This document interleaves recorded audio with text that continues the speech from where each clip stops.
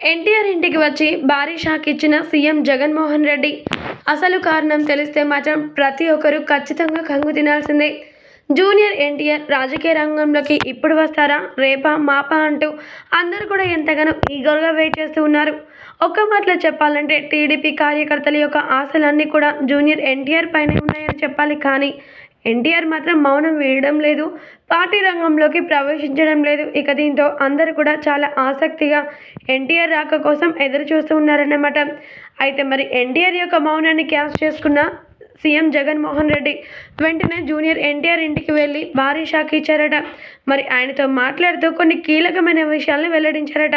మరి సీఎం జగన్మోహన్ రెడ్డి మాట్లాడుతూ, TDP party రంగం అంటే మీకు ఎంత ఇష్టమో నాకు తెలుసు. ఆ పార్టీ మీ తాత వ్యవస్థాపించాడని కూడా తెలుసు. కానీ ఆ పార్టీలో ఇప్పుడు అధినేతలుగా చలామణి అవుతున్న ఇద్దరు వ్యక్తులు మిమ్మల్ని పార్టీ రంగంలోకి రాకుండా ఆపుతున్నారన్న విషయం కూడా ప్రతి ఒక్కరికి తెలుసు. కాబట్టి ఇప్పటికైనా పార్టీ అని పక్కన పెడితే ప్రజా సంక్షేమం కోసం ఆలోచించి వైఎస్ఆర్సీపీ పార్టీకి మద్దతుగా ఉండండి అంటూ సీఎం జగన్మోహన్ రెడ్డి జూనియర్ ఎన్టీఆర్ గారితో చెప్పుకోవచ్చారట. ఇక దీంతో జూనియర్ ఎన్టీఆర్ వెంటనే ఫైర్ అవుతూ, నా ప్రాణం వీడినా కానీ ఖచ్చితంగా అది టీడీపీ పార్టీలోనే. నా కట్టె కాలంత వరకు నేను టీడీపీ పార్టీలో ఉంటాను. కానీ నన్ను ఎవరో దూరం పెడుతున్నారని నేను పార్టీకి దూరంగా ఉండడం లేదు.